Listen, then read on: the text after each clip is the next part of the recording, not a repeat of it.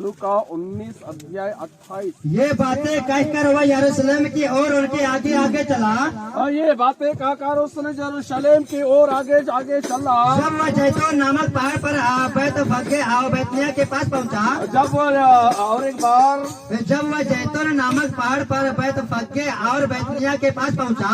पहुंचा तो उसने अपने चेलों में से दो को यह कह के भेजा। अपने चेलों में से दो आदमी को ऐसा कह के भेजा, सामने के गांव में जाओ और उसमें पहुंचते हैं एक गधे का बच्चा जिस पर कभी कोई सवार नहीं हुआ। गाँव और सामने वाले गांव में जाओ, गांव में पहुंचते हुए एक गधे और उसके बच्चे बंधे मिलेंगे। बांधा हुआ तुम्हें मिलेगा, उसे खोल कर ले आओ। उस बांधा हुआ मिलेगा, उसे खोल कर मेरे पास यदि कोई तुमसे पूछे कि क्यों खोलते हो, और यदि तुमसे कोई कहेगा क्यों खोलते हो, तो यह कह देना कि प्रभु को इसका प्रयोजन है। तो यह कह देना कि प्रभु को इसका प्रयोजन है। जो भेजे गए थे उन्होंने जाकर जैसा उसने उनसे कहा था, जो भेजे गए थे उन्होंने जाकर जैसा उसने उनसे कहा था वैसा ही पाया। वैसा ही पाया। जब वे गधे के बच्चे को खोल रहे थे, जब वे गधे के बच्चा को खोल रहे थे, तो उसके मालिकों ने उनसे पूछा, और उसके मालिकों ने उससे पूछा, इस बच्चे को क्यों खोलते हो? इस बच्चे को क्यों खोलते हो? उन्होंने कहा प्रभु को इसका प्रयोजन है। प्रभु के इसका प्रयोजन है। वे उसको यीशु के पास ले आए उसे समझ के पास ले और आए अपने कपड़े उस बच्चे पर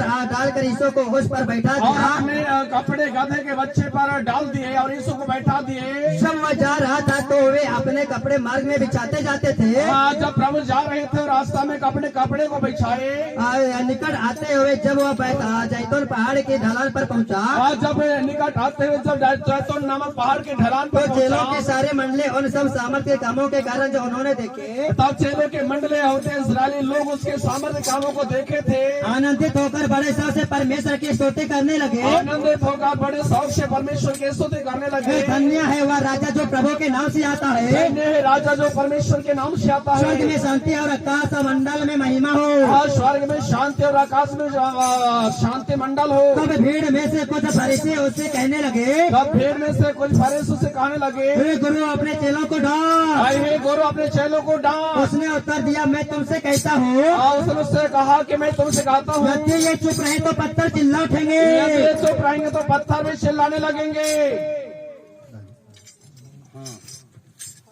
जब वह निकट आया तो नगर को देखकर उस पर रोया।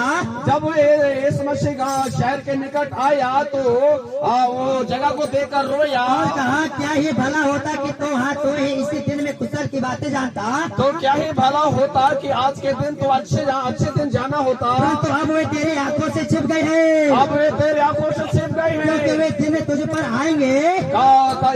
ये दिन तुम पर आएंगे। तेरे बहरे मोर्चा बांध कर तुझे घेर लेंगे। तेरे बहरे तुझे मोर्चा बांध कर घेर लेंगे और चारों ओर से तुझे दबाएंगे। चारों ओर से तुझे दबाएंगे और तुझे और तेरे बालकों को जो तुझ में है, तेरे बालकों को तुझ में है मिट्टी में मिलाएंगे। मिट्टी में मिलाएंगे और तुझ में पत्थर पर पत्थर भी न छोड़ेंगे। और तुझ पर पत्थर में ना छोड़ेंगे। क्योंकि तूने उस अवसर को जब तुझ पर कृपा दृष्टि की, क्योंकि तूने उस अवसर जो का तुझ पर कृपा दृष्टि की गई थी, न पहचाना, नहीं पहचाना। आमीन, हालेलुया। मसीहियों, परमेश्वर का वचन हमसे कहते हैं और यहाँ मत्ती 23, 37, 38 और 39 में,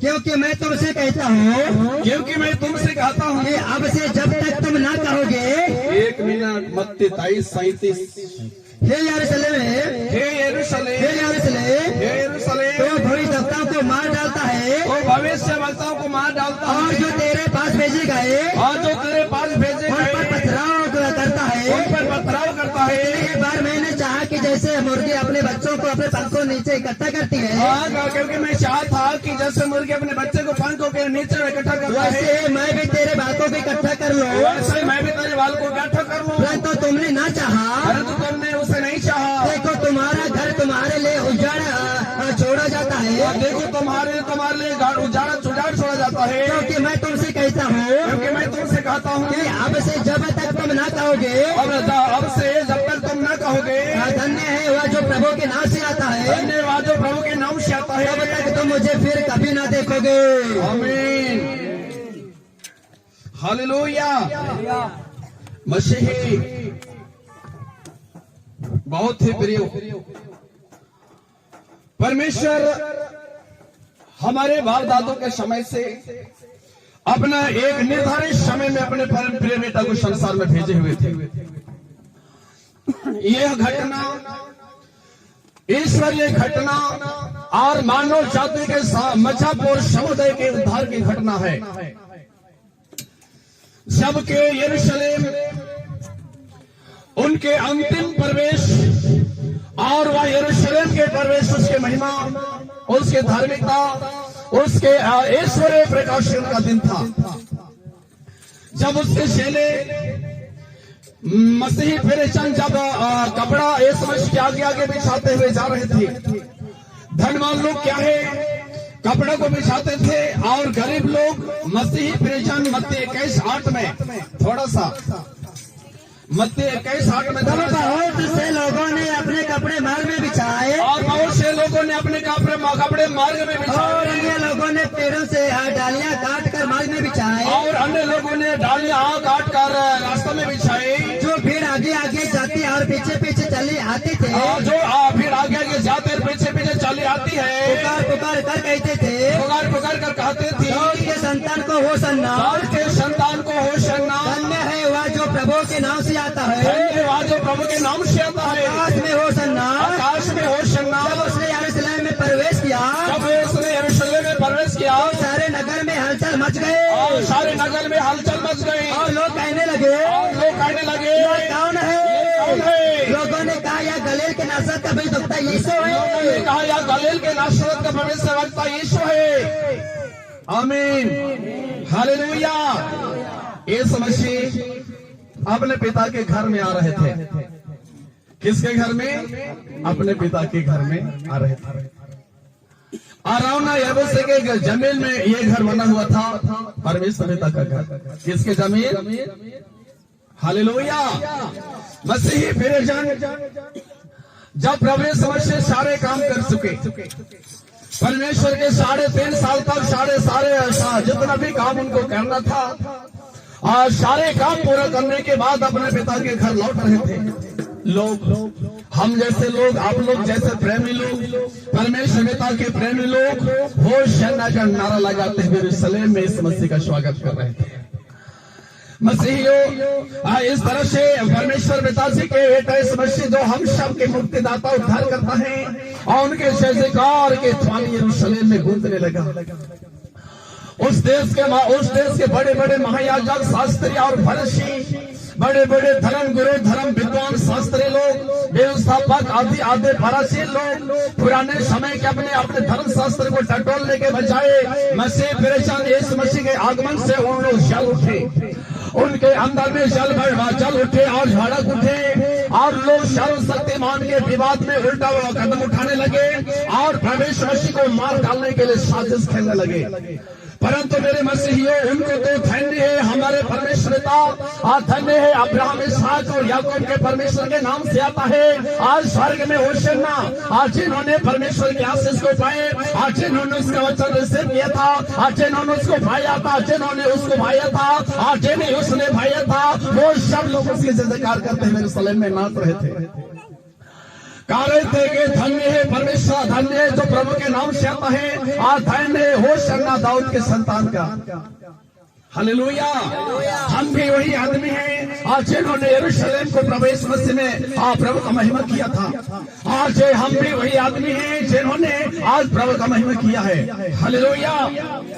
लेकिन हमारे दिल में संसार के मोह माया, संसार के कल्पना, संसार के चाह, संसार की जरूरी हमारे मन को प्रभु में उमंग और हर्ष उमंग के साथ तेज होने नहीं देती। हमें पुराने समय की कल्पना सामने छेड़ देता, हमें अपने परिवार की झंझट हमारे कपार के सामने खड़ा करता, हमारे मन में उभरता, हमें अपने पड़ोसी के बारे में जो कुछ भी छिड़ा हुआ रहता है वो सब कल्पना सामने आता है। मसीही हालेलुया। परंतु हमें तो परमेश्वर के हैं, हमारे अंदर भी ऐसे गंदगी, ऐसे कमजोर का कल्पना, ऐसे कमजोर बुराइयां जो हमारे आत्मिक जीवन को हानि कर सकता है, इनमें से एक भी चीज को हमारे हृदय में जगह नहीं मिलना चाहिए। हालेलुया। मसीहियों, इस तरह से दाऊद राजा को देखो दाऊद का भी प्रशंसा हो रहा था। दाऊद के पुत्र के होशाना, दाऊद के पुत्र के होशाना, धन्य प्रभु के नाम से आता है धन्यवाद, धन्य होशाना, आकाश में होशाना ऐसा करके गा रहे थे। मसीही जान, मैं साउल से तेज हो सकता हूं, लेकिन आत्मिक समस्या में मैं घिरा रहता हूं, इस कारण से मैं चुप हूं। हालेलुया। लेकिन आजाद हो जाऊंगा, देखना आत्मिक समस्या से मैं आजाद हो जाऊंगा। हालेलुया। आत्मिक समस्या से जब आजाद हो जाऊंगा, देखिएगा भारत देश कैसे नाचता है प्रभु के लिए। आमीन। देखेगा देश में कैसे नाचता है। मुझे अपने परिवार की समस्या का परवाह नहीं है। हालेलुया। देखो जो सुसमाचार दुनिया सुनता है वो सुसमाचार आप भी सुनते हैं। जो सुसमाचार दुनिया को सुनाया जाता है वो सुसमाचार आपके पास भी सुनाया जाता है। रिसीव करोगे तो मिलेगा और रिसीव नहीं करोगे तो नहीं मिलेगा। आमीन। मैं रिसीव परमेश्वर वचन को, हालेलुया। मसीहियों, जैसे जैसे आप परमेश्वर के वचन को स्वीकार करेंगे, परमेश्वर आपको आशीष देंगे। हालेलुया। बाइबल में ऐसा ही लिखा है, मैं आपको पढ़ा रहा हूँ। व्यवस्था 30:8 में साफ साफ लिखा हुआ है, जैसे आप परमेश्वर के वचन को रिसीव करेंगे वैसा परमेश्वर आपको बहुत सारा आशीष देंगे।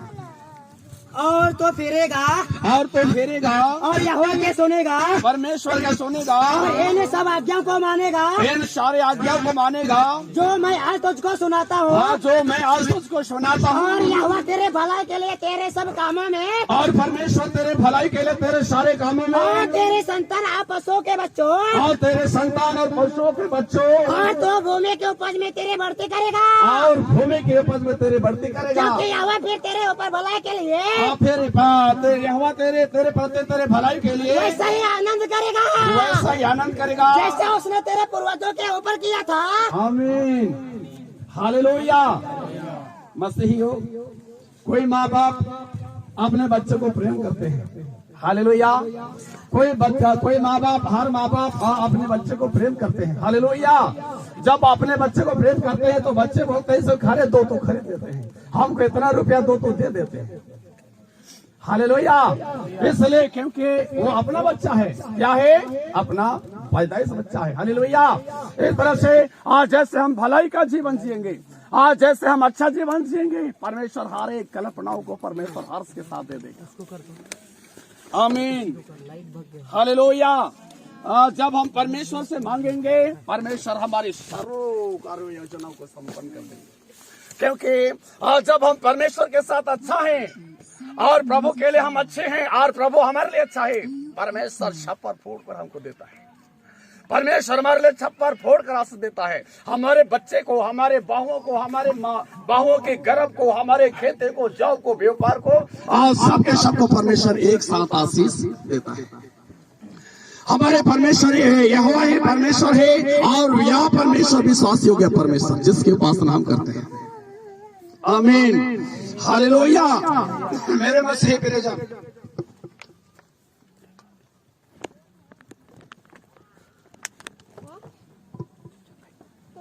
आमीन। हालेलुया। क्या कहता है?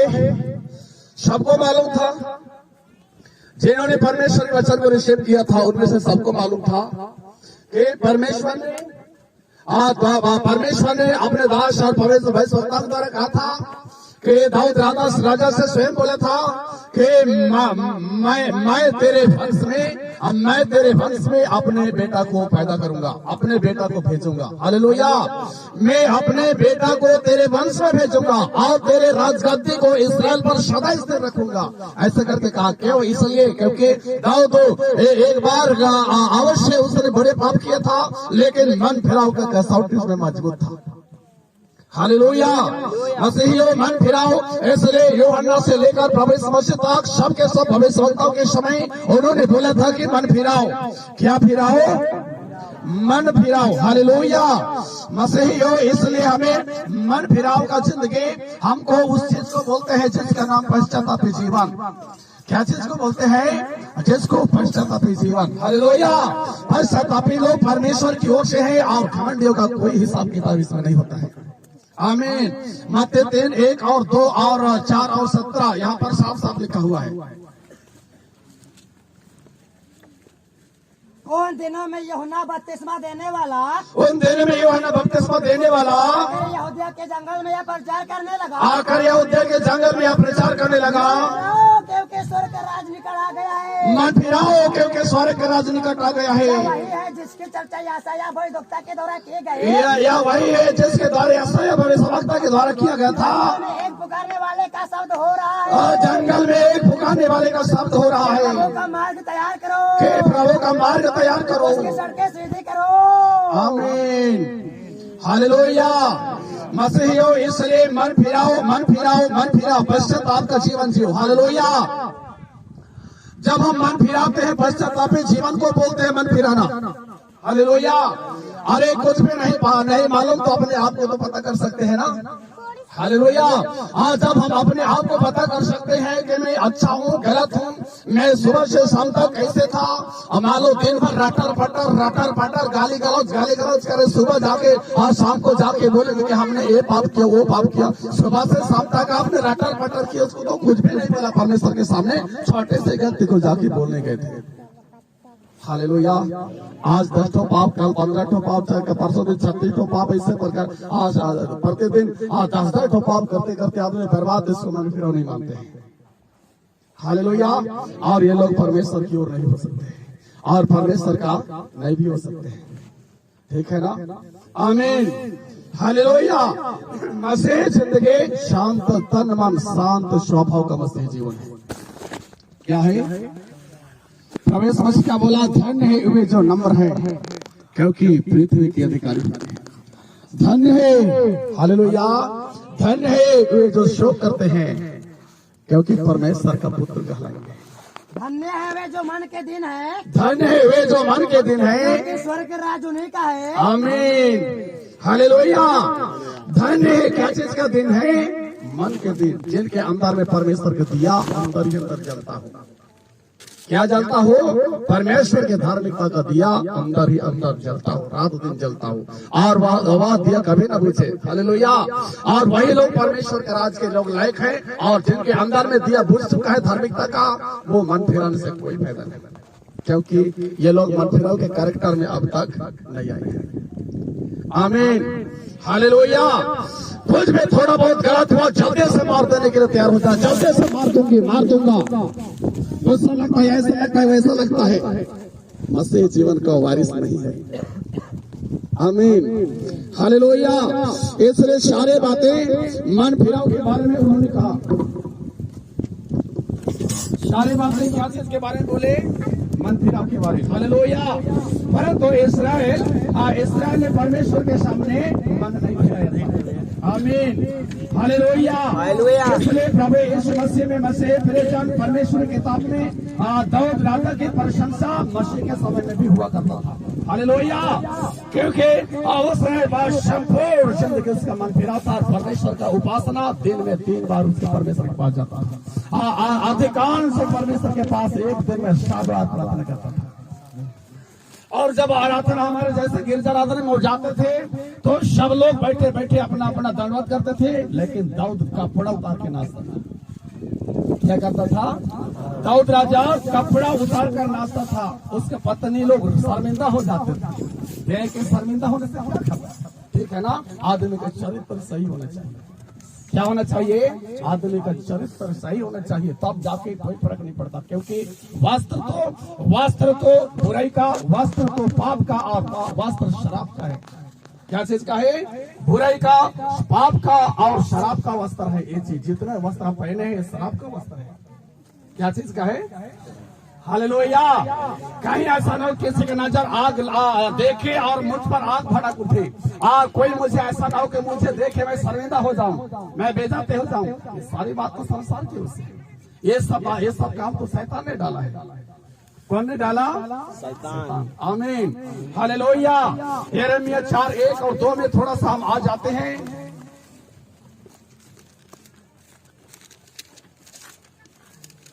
यिर्मयाह 4:1-2 यहोवा की यह वाणी है, परमेश्वर की यही वाणी है। हे इस्राएल यदि तो लौट आए, हे इस्राएल यदि तो लौट आए, तो मेरे पास लौटा, तो मेरे पास लौटा, यदि तो घिनौनी वस्तु को मेरे सामने से दूर करे, और यदि तो घिनौने वास्तव को मेरे सामने से दूर करे, तो तुझे आवारा फिरना न पड़ेगा, तो मुझे आवारा फिरना पड़ेगा। और यदि तो सच्चाई और न्याय और धर्म से यहोवा के जीवन की शपथ खाए, और सच्चाई और न्याय से या परमेश्वर के कसम खाए, तो जाते जाते उसके कारण अपने आप को धन्य कहेंगे हाँ, और उसे पर घमंड करेंगे। आमीन, हालेलुया। इसलिए परमेश्वर कलाम कहता है, वचन कहता है कि हे इस्राएल यदि तो लौट आए तो मेरे पास लौट आ, और यदि लौट आएगा तो तुझे आवारा फिरना नहीं पड़ेगा। आमीन, हालेलुया। हाँ मसीहियों, इसलिए बाकी चीज में ज्ञान हो चाहे ना हो, लेकिन प्रभु के वचन के बारे में बहुत सारा ज्ञान हमको होना चाहिए। आमीन, आमीन। प्रभु के वचन के बारे में क्या होना चाहिए? बहुत सारा ज्ञान होना चाहिए। आमीन, हालेलुया। शाम से सुबह तक सासू बहुरिया और बाप बेटा में लड़े रहेंगे, गिरजा में आएंगे, सब लोग बोलेंगे होशाना होशाना, ऐसे करके बैठ खड़े रहेंगे। क्या करके? सासू गरियाई, बहुरिया गरिया, या बेटा लतिया, या बाप टांगा से मारा। मस्ती की जिंदगी है क्या ये सब? आमीन, हालेलुया। ये सब नहीं चलना चाहिए हमारे कलीसिया के अंदर। ये सब संसारी कलीसिया थोड़ी है। मैं सिकंजा का बोल्ट ढीला होने देवे नहीं करूंगा। मैं क्या चीज का ढीला? सिकंजा का बोल्ट ढीला होने देवे नहीं करूंगा। आप ढीला कर सकते हैं अपना अपना सिकंजा, लेकिन कलीसिया का सिकंजा वो ढीला नहीं होगा। ठीक है ना? आमीन, हालेलुया। मसीहियों, जब प्रभु यीशु मसीह का स्वागत कर रहे थे सारे इस्राएली लोग, उसके अनुयायी, उसके भक्त, उसके प्रिय लोग, उसके विश्वासी लोग, मसीह प्रियजन, उस देश के शास्त्री फरीसियों का दिमाग खराब हो गया था। सब लोग उसके तरफ फिर रहे, सब लोग जगह हो जाते हैं और संप्रदाय उसका हो जाएगा। यदि मसीह जिंदा रहेगा तो हम लोग का यरूशलेम मंदिर लूट जाएगा, जाके लोग लूट जाएंगे, हमारे धर्म मिट जाएगा, हमारे धर्म शास्त्र बदल जाएगा, सारे के सारे बदल जाएगा। ऐसा करके जासूसी कर रहे थे। हालेलुया। यहाँ तो प्रभु के लोग होशाना में लगे हुए थे। हालेलुया, बहुत ही प्रियजन। आमीन, हालेलुया।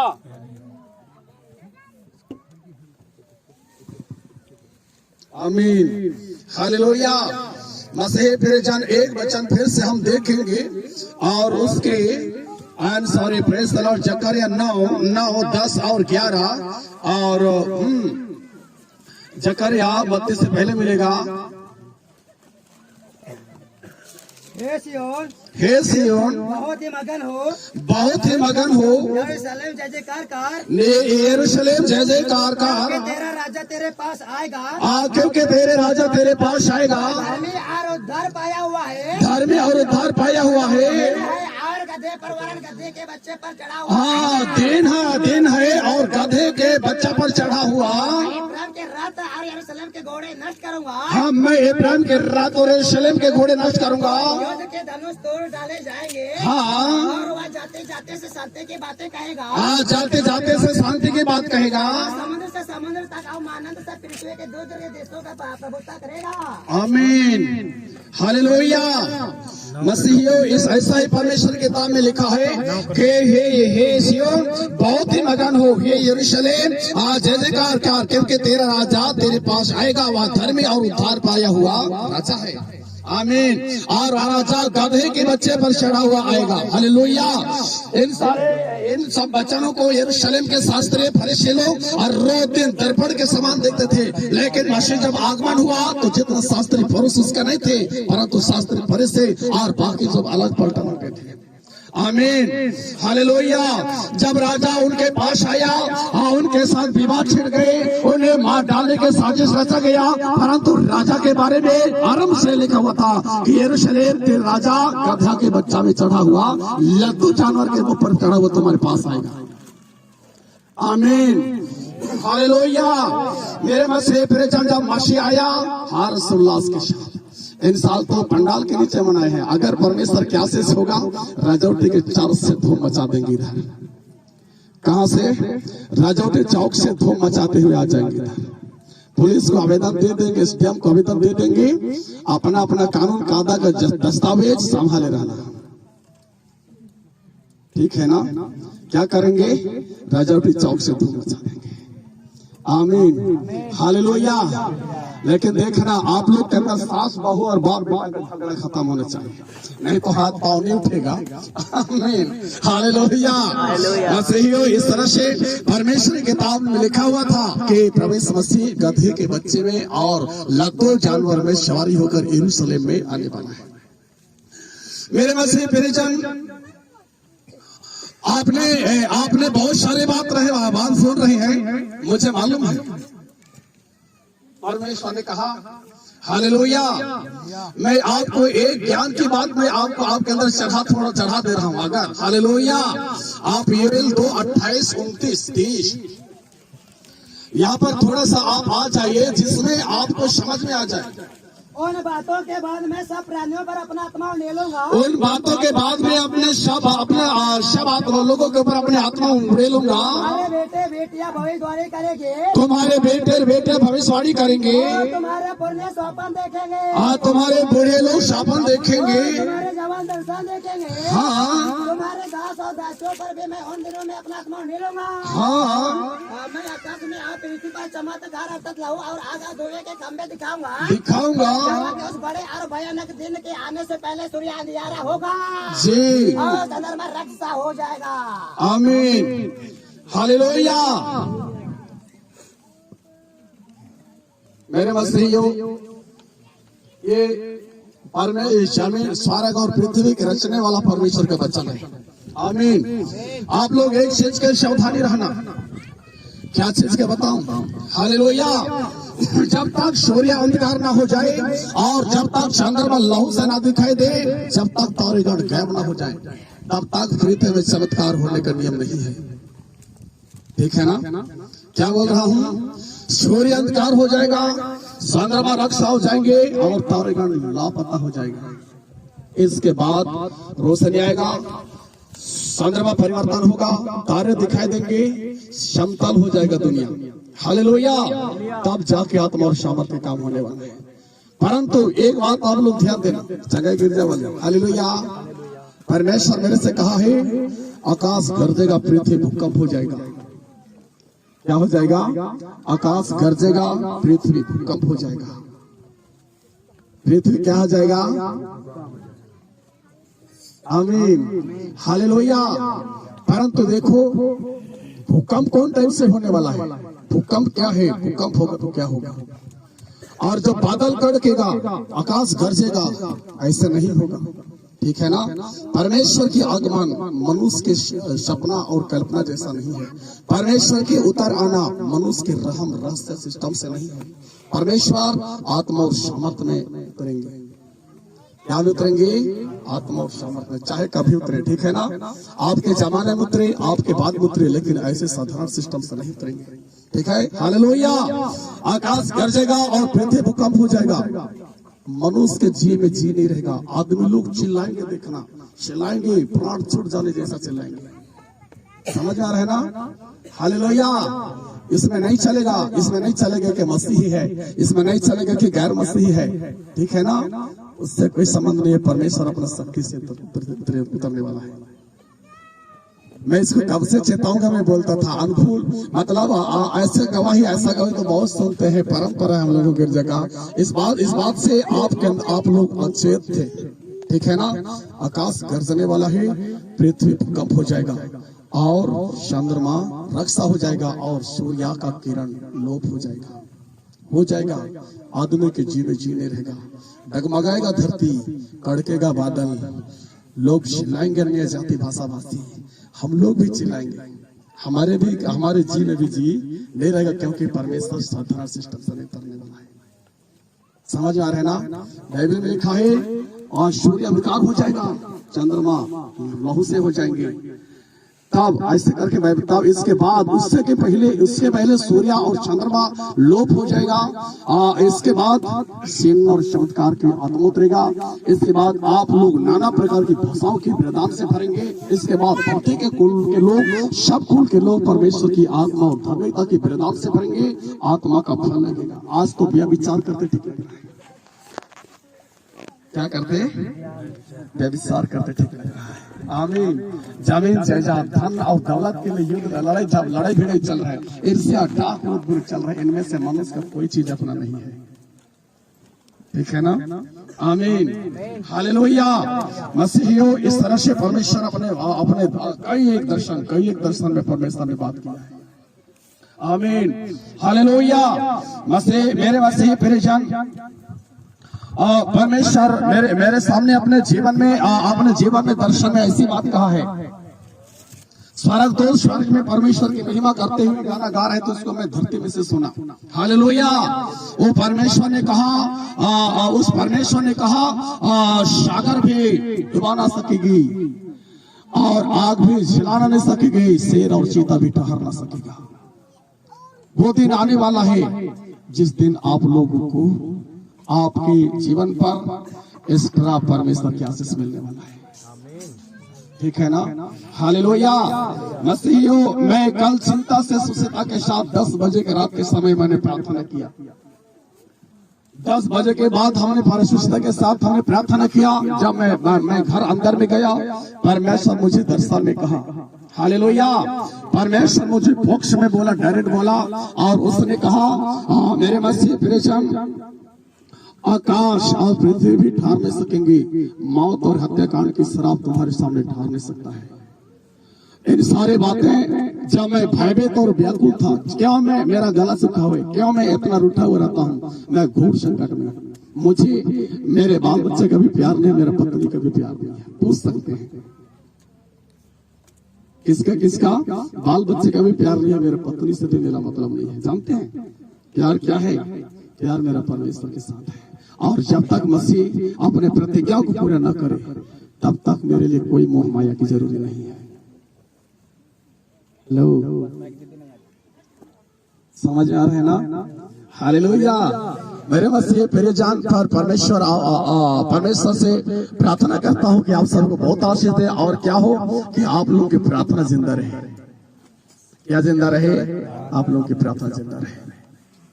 पूर्व युग के कलीसिया के लिए मैंने कहा कि आप लोग मेरे प्रार्थना कर देना, तो उन्होंने कहा नानसे के लिए प्रार्थना मत करना, बड़े बन जाएगा तो हमारे गांव से निकल जाएगा और बड़ा व्यापार बन जाएगा।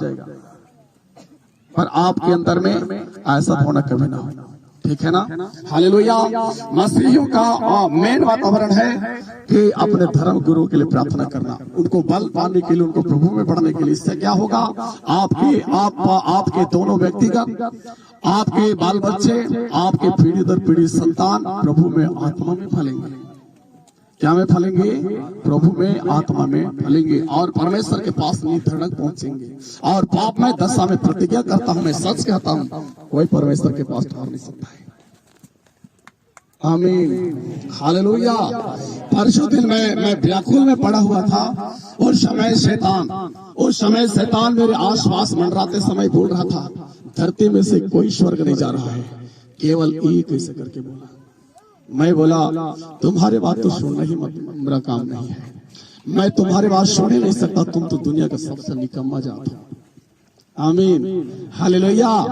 मेरे मसीह प्रियजन, ऐसी बात करता है शैतान, इसलिए क्योंकि मनुष्य को शैतान पाप करा करा के बर्बाद कर चुका है। ठीक है ना?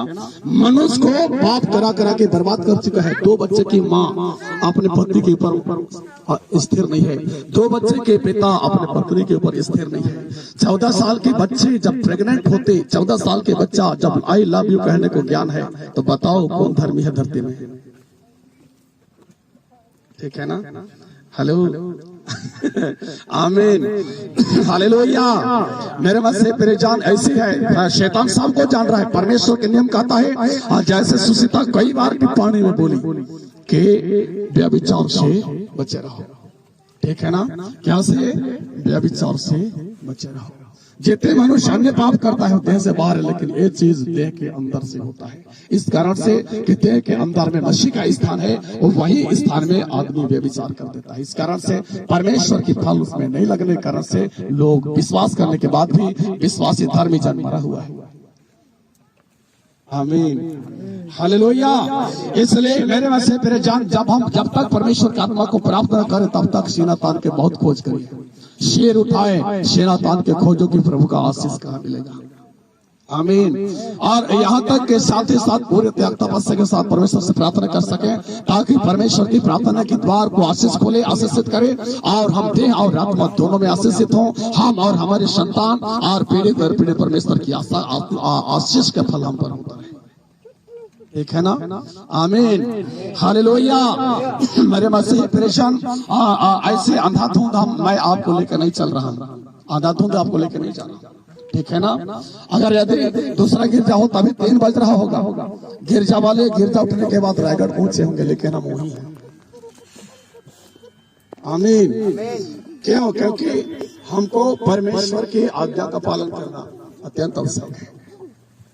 प्रभु ने कहा 6 दिन तुम अपना सारा काम काज करके 7वां दिन विश्राम करना, और उस दिन को पवित्र किया। आज का दिन पवित्र, इस दिन को हम अशुद्ध कभी नहीं कर सकते। क्या नहीं कर सकते? अशुद्ध हम कभी नहीं कर सकते। तो विश्राम दिन को पवित्र मानने के लिए स्मरण रखना। 6 दिन तो तुम परिश्रम करके अपना सब काम काज करना, परंतु 7वां दिन तेरे परमेश्वर यहोवा के लिए विश्राम दिन है। उसमें न तो किसी बंदी का काम काज करना, और न तेरा बेटा, न तेरे बेटे, न तेरा दास, न तेरे दास से, बस के परदेशी तो तेरे भक्तों के भीतर हो। आमीन। ऐसी बात है मेरे वास्ते परिजन। फिर से आई एम सॉरी, ठीक है। आमीन, हालेलुया। आज हमने मेरे वास्ते परिजन आज खजूर रविवार मना रहे थे, लेकिन आप लोग खजूर रविवार से अनजान थे। मैं वचन कम सुना रहा हूँ, समय कम है, इस कारण से मैं इधर उधर बात कर रहा हूँ। पर क्या है खजूर के त्योहार? जगत के उद्धारकर्ता का त्योहार है। किसका है? जगत के उद्धारकर्ता यरूशलेम में प्रवेश के, जिसका परखाए हुए थे इसराइली लोग। क्या किए थे? यीशु का परखावनी किए थे। हालेलुया। इन साल तो यहाँ पर बैठे बैठे हमने पंडाल के नीचे आराधना किया है। यदि हम अगले साल परमेश्वर के हम पर आशीष रहे, आवेदन डाल देंगे थाना और कोर्ट में, बोल देंगे कि हमारे पास पुलिस के ड्यूटी का डगा भेज देना। ठीक है ना? हालेलुया। मसीहियों, यहाँ तक कि विधानसभा तक सूचना कर देंगे, उसको मत चिंता करना कानून कायदा के बारे में, हम प्रभु के लिए करेंगे। परंतु हालेलुया, आप लोग 1 साल के अंदर में इतना ही और आदमी हो जाएंगे तो क्या होगा? लाइन लग जाएगा गली में। लगेगा कि नहीं? लग जाएगा। आमीन। नाचते हुए देखते हुए हम अपने स्थान में आ जाएंगे, और लोग जानेंगे कि ईसाई हैं। हाँ, ईसा मसीह का त्योहार मना रहे हैं। आमीन, हालेलुया। दूसरे कलीसिया में क्या करते हैं? यरूशलेम शहर में ढुके के चाकर डार, हरे झबरा लकी जोर डारी से। वो भी बड़े मुश्किल से हिलते हिलते जा। अरे नाचो ना यार परमेश्वर के लिए, इतना दिन दारू पिए भी कम से कम उस दिन तो नाचो। हालेलुया। सीधा सीधा बछड़ा को बांध के ले जा रहे, जैसे यरूशलेम शहर में ढुके के चाकर डार। अगर आप लोग का प्रार्थना तगड़ा रहेगा, अनुग्रह प्रवेश हो जाता है ना, देश को सुसमाचार से भर देंगे। देखना, आमीन। देश को सुसमाचार से भर देंगे अगर परमेश्वर के हाथ हम पर रहे और आप लोगों की प्रार्थना जिंदा रहे। ठीक है ना?